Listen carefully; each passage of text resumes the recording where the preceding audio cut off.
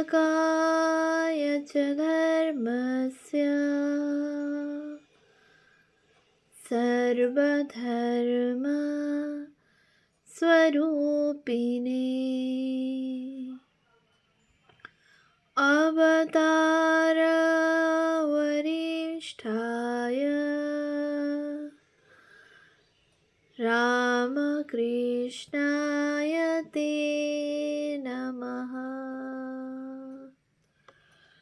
শ্রী শ্রী রামকৃষ্ণ কথামৃত দ্বিতীয় খণ্ড।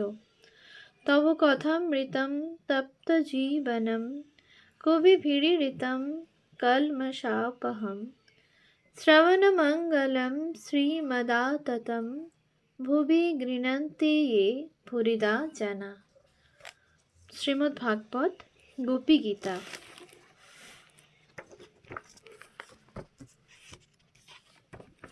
পৃষ্ঠ সংখ্যা 1250। ব্যক্তি পরিচয়।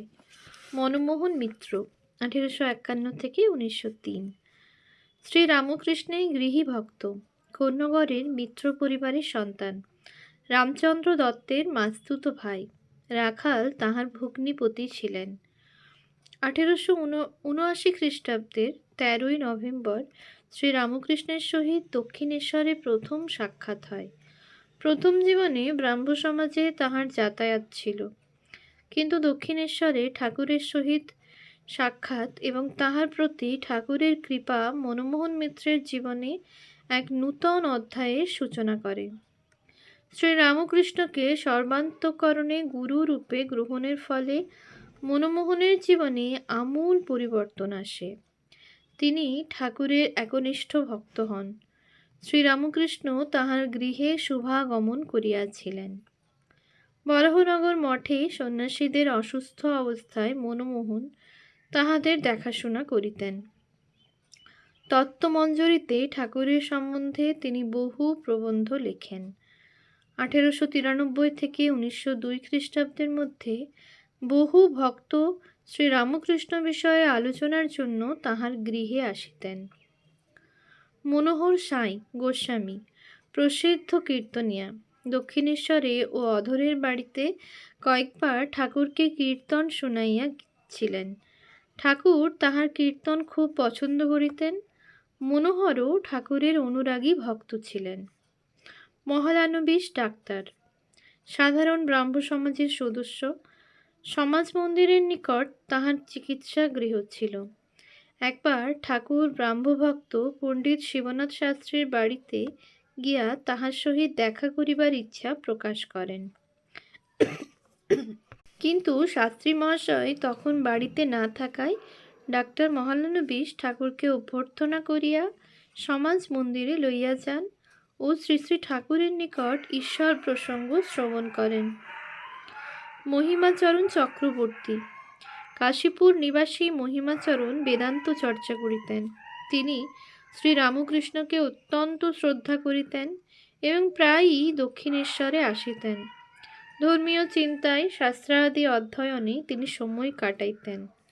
সংস্কৃত ও ইংরাজিতে বহু গ্রন্থ পড়িয়া তিনি পাণ্ডিত্য অর্জন করিয়াছিলেন। তাহার অনেক গুণ ছিল, কিন্তু তিনি যে বিদ্বান, বুদ্ধিমান, ধার্মিক, উদার এবং বহু গুণের সমাবেশ তাহার মধ্যে আছে, ইহা সকলের চোখের সামনে তুলিয়া ধরিবার জন্য যে ব্যগ্রতা প্রকাশ করিতেন, ইহা তাহাকে অনেকের কাছে হাস্যাস্পদ করিয়া তুলিত। নরেন্দ্রনাথ ও গিরিশ তাহার সহিত তর্ক করিতেন। একটি অবৈতনিক বিদ্যালয় প্রতিষ্ঠা করিয়া সাধারণের মধ্যে শিক্ষা বিস্তার করিয়াছিলেন। তাহার বাড়িতে অন্নপূর্ণা মূর্তি প্রতিষ্ঠিত ছিল। একটি বিরাট গ্রন্থাগারও তাহার ছিল। শ্রী শ্রী ঠাকুর তাহাকে ভক্তিমার্গের কথা প্রসঙ্গে বহুবার নারদ পঞ্চরাত্রের শ্লোক আবৃত্তি করাইয়াছিলেন। মহেন্দ্র কবিরাজ, মহেন্দ্রনাথ পাল, সিথি নিবাসী কবিরাজ, শ্রীরামকৃষ্ণের নিকট দক্ষিণেশ্বরে আসিতেন। ঠাকুর তাহাকে সিথির মহিন্দর পাল বলিতেন। শ্রীরামকৃষ্ণের অন্যতম চিকিৎসক। মহেন্দ্রনাথ গুপ্ত, 1854 থেকে 1932। ইনি শ্রী ম বা মাস্টার মহাশয় নামে অধিক খ্যাত। কলিকাতা বিশ্ববিদ্যালয়ের কৃতী ছাত্র ছিলেন এবং বিদ্যাসাগর মহাশয়ের মেট্রোপলিটন ইনস্টিটিউশনের ও অন্যান্য বিদ্যালয়ের প্রধান শিক্ষক ছিলেন।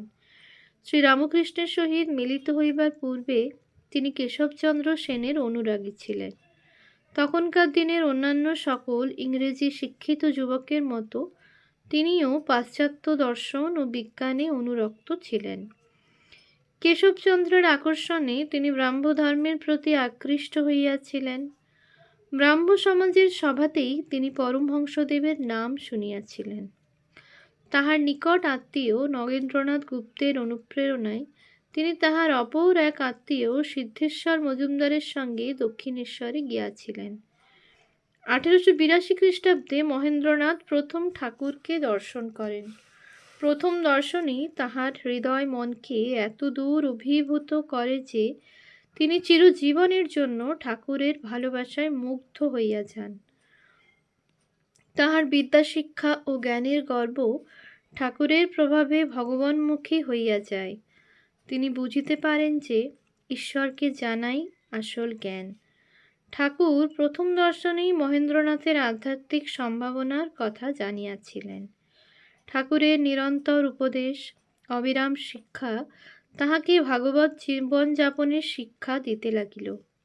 ঠাকুরের বাণী প্রচার করাই তাহার ভবিষ্যৎ জীবনের কাজ। সেজন্য তাহাকে ঠাকুর গড়িয়া তুলিতে লাগিলেন। সংসারে থাকিয়াও গৃহী সন্ন্যাসীর জীবনযাপন, ঈশ্বরের প্রতি অসীম ভক্তি, সাধু সন্ন্যাসীর সেবা তাহার শেষ জীবন অবধি তিনি করিয়া গিয়াছেন। শ্রীরামকৃষ্ণ তাহার ধ্যানে মননে তাহার সমগ্র চিন্তাকে তন্ময় করিয়া রাখিতেন সর্বদা। তাহার বহু ছাত্রকে তিনি ঠাকুরের কাছে লইয়া আসিয়াছেন, যাহাদের মধ্যে অনেকে পরবর্তী জীবনে রামকৃষ্ণ সঙ্গের সন্ন্যাসী হইয়াছিলেন। শ্রীরামকৃষ্ণের সঙ্গে ছায়ার মতো তিনি ঘুরিতেন এবং তাহার আচরণ, পূর্ব কথা, বাণী সব লিপিবদ্ধ করিয়া রাখিতেন, যাহা তিনি ইংরেজি ছোট পুস্তিকাকারে প্রথম প্রকাশ করেন। 50 নং আর্মহার্স্ট স্ট্রিটে চতুর্থ তলের এক ক্ষুদ্র প্রকোষ্ঠে প্রায় 20 বৎসর বাস ও শ্রী শ্রী রামকৃষ্ণ কথামৃত রচনা তাহার জীবনের বিশেষ ঘটনা। অধ্যাত্ম পিপাসুদিগের নিকট শ্রী শ্রী রামকৃষ্ণ কথামৃতের পরিবেশনাই মাস্টার মহাশয়ের জীবনের শ্রেষ্ঠ দান।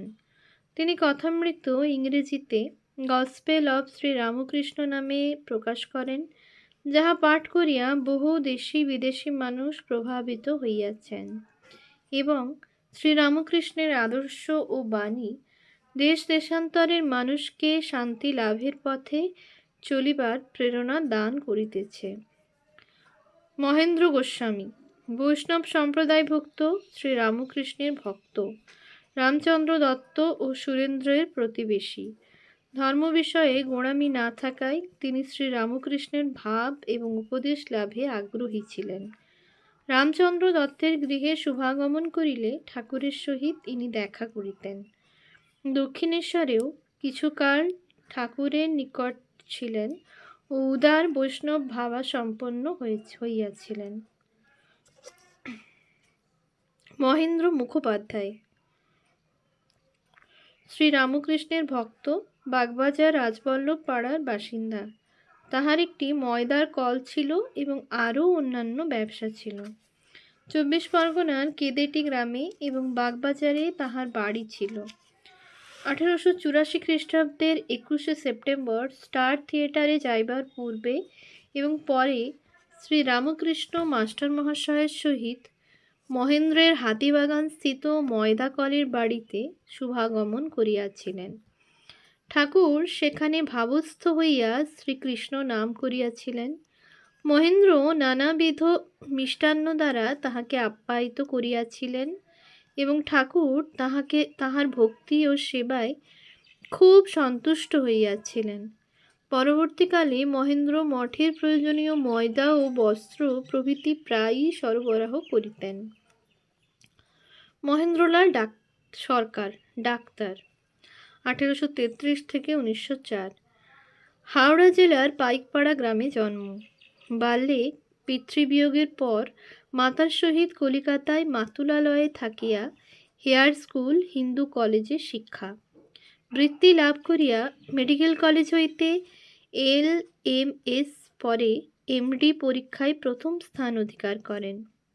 অ্যালোপ্যাথি ত্যাগ করিয়া হোমিওপ্যাথি মতে চিকিৎসা করিতেন। শিক্ষা ও চিকিৎসা ক্ষেত্রে তিনি বিভিন্ন সম্মানসূচক পদে অধিষ্ঠিত ছিলেন। 1876 খ্রিস্টাব্দে তিনি কলিকাতায় 210 নং বহুবাজার স্ট্রিটে ভারতবর্ষীয় বিজ্ঞান সভা, বর্তমানে যাদবপুরে নূতন ভবনে স্থাপন করেন। মথুরবাবুদের পারিবারিক চিকিৎসক ছিলেন। সেই সূত্রে শ্রীরামকৃষ্ণের চিকিৎসার জন্য তাহাকে শ্যামপুকুরে ডাকা হয়। ঠাকুরের সহিত ঈশ্বরীয় কথা প্রসঙ্গে তিনি মুগ্ধ হইয়াছিলেন। চিকিৎসা সূত্রে তিনি প্রায় প্রতিদিন ঠাকুরের নিকট আসিতেন এবং প্রাণ ভরিয়া ঠাকুর ও তাহার ভক্তদের সঙ্গ করিয়া যাইতেন। প্রথম দিনের পর তিনি প্রাপ্য দর্শনীয় নিতেন না। ক্রমে ঠাকুরের সহিত তাহার হৃদ্যতা জন্মে এবং মানসিক শান্তি লাভ করেন। একদা তিনি জনৈক ডাক্তার বন্ধুর সহিত একত্রে সমাধি অবস্থায় ঠাকুরের শরীরের পরীক্ষা করিয়া তাহাতে নিষ্পন্দ ভাব লক্ষ্য করিয়া যার পর্ণায় বিস্মিত হন। মহেন্দ্র বলেন, as a man I have the greatest regard for him. ঠাকুরের চিকিৎসা করিতে আসিয়া তিনি শ্রীরামকৃষ্ণের দ্বারা বিশেষ প্রভাবিত হন। মানময়ী শ্রী মহেন্দ্রনাথ গুপ্তের কনিষ্ঠা শিশুকন্যা। শ্রী শ্রী ঠাকুর পুত্র শোকগ্রস্তা শ্রীমর সহধর্মিণীকে এই শিশুকন্যা সহ কাশীপুরে আসিয়া শ্রী শ্রী মায়ের নিকট থাকিতে বলেন। শ্রী শ্রী মা কন্যাটিকে স্নেহভরে মানময়ী বলিয়া ডাকিতেন।